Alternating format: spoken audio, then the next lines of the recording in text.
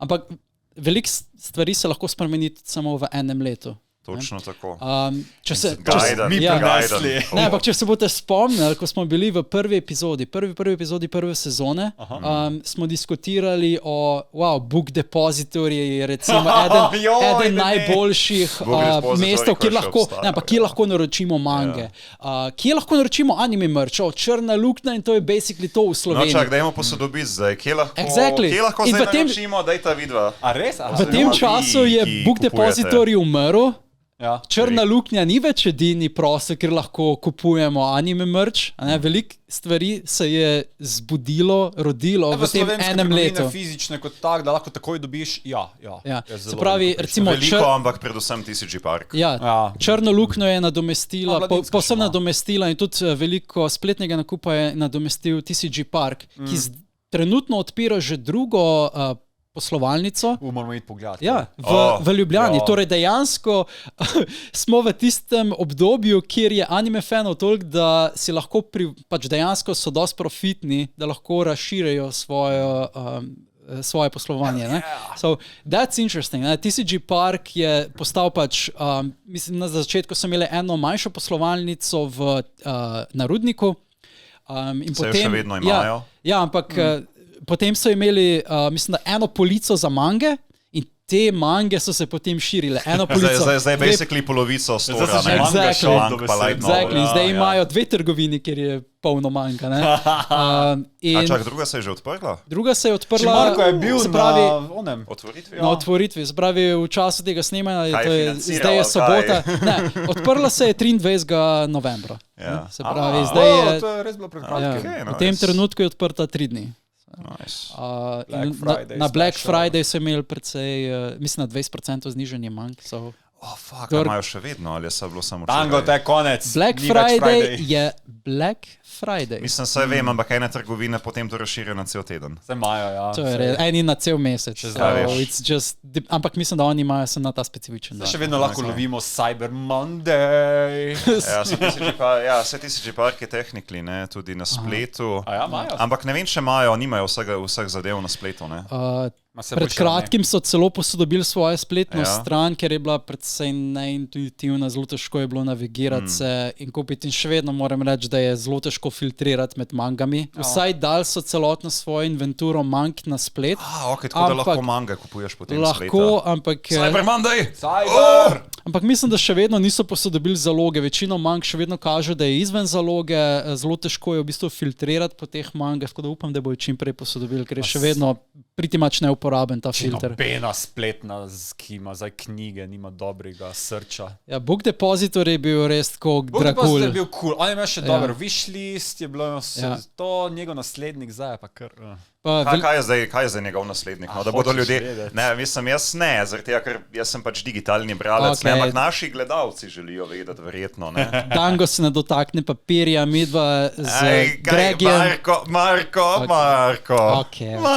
Ne, sem se res na njega pazi. Ampak zelo malo kupuješ tiskane mange. Je res... Ne, jaz itak, da. Ampak tako, tisti, ki pač tega ne vejo, ne.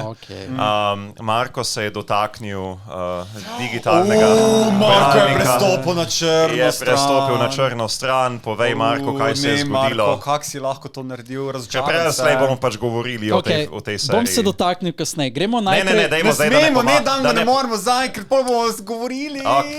Gremo najprej povzeti, kaj je nadomestil Book Depository za tiste, ki mogoče so samo kupovali na Book Depositoryju, pa zdaj nimajo neke prave alternative. Tako. Book Depository je bil pod spravi nekak členki Amazona, ki Amazon ga je kupil nekaj časa nazaj.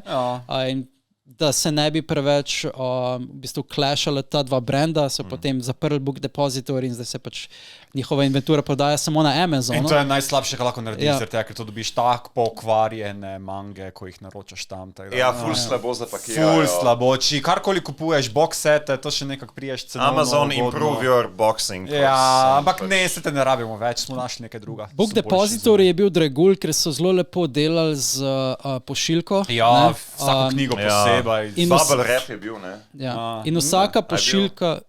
Ful je bila stišena, ona papirnata. V kartonu so ti celo različno pošiljali. Ampak so imeli lepo zapakirano, niso se uničile mange recimo med transportom.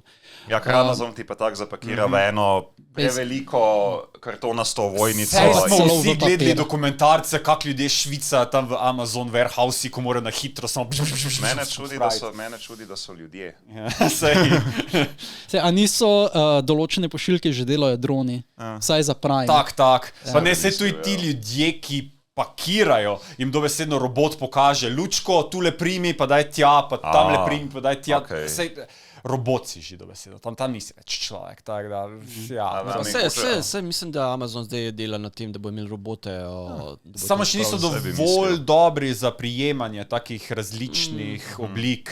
Prihajamo tja, ker AI seveda, ampak nismo še tam. Še vedno so otroci na Kitajskem boljši. Še vedno 3 leta še bomo.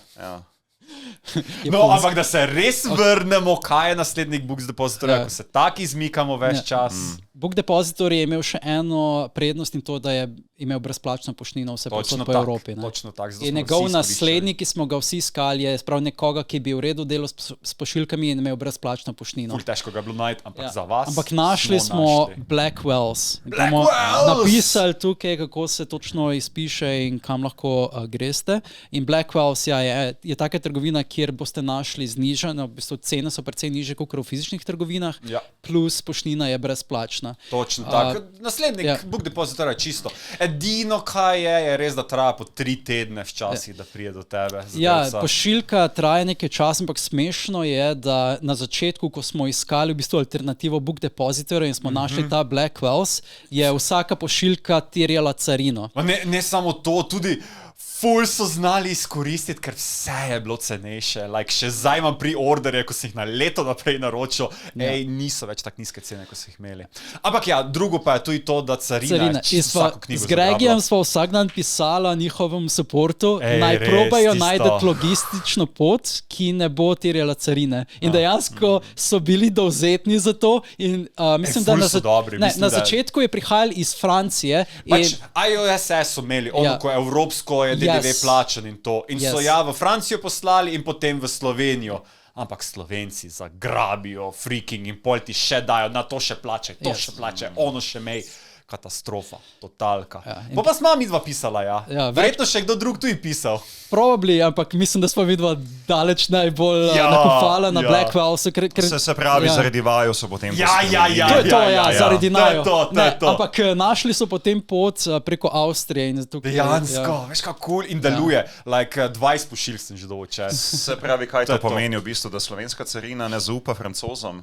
Glej, slovenska carina ne zaupa nobenemu, če se dotaknemo. Razen Avstrijcem.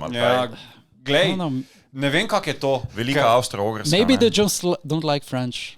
Če se radi pogovarjamo o anime merchu in kako dobiti, naprimer, kak se vam dopade nova figurca, ki je ravno kar prišla. Ali veste, kaj je ta nova figurca?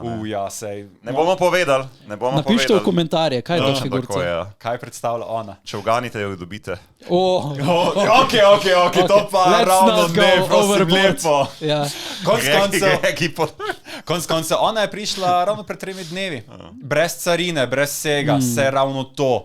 To pa vam povem, da se Amazon.co.jp, japonski Amazon, zelo splača za figurce. Ker jih dobiš cenovno najbolj ugodno kot tak, seveda, prije iz Japonske. Ampak naročaj tak, da bo Amazon pošiljal, ker Amazon večinoma uporablja DHL in DHL je tudi takšen, ki upošteva AOSSS. Ko jim pošleš čisto vse podatke, kak si naročil, kak je bilo to, enostavno prije. In to, kaj si plačal, to je to. A dejansko potem nobene dodatne carine? Nič. Dude, naročil eno drugo zadevo, ko pa ni Amazon pošiljal, tudi iz Japonske, Amazon trgovine, škarice za figurce, da se stavljam. Carina zagrabla. Niti pogled, ni hotla, še verjetno mi je zaračunala več, kaj mi zdaj govorim, da imam neke papirje. Sekle en krajši disclaimer, ko pravimo carini, da v bistvu ne zacarinijo, ampak zaračunajo carinski postopek še dodatno. Se pravi, da v bistvu tudi, če ti daš potrdilo, da je v bistvu plačan davek, da je v bistvu pošiljatelj plačal davek, ti še zmeri moraš plačati postopek, carinski postopek. In to je tisti strošek, ki se v bistvu dodaja, ki je v bistvu nepotreben, ker je v bistvu dokazilo, da je v bistvu bila že plačano. Točno to sem se jaz že tu z njimi krego, pa ne moreš, ta slovenska carina. Ampak res, za moj specifičen primer, mi še niti niso upoštevali to, da je bil DDV plačen. So mi še dodatno ga zaračunali še enkrat. Še celo to. Ja.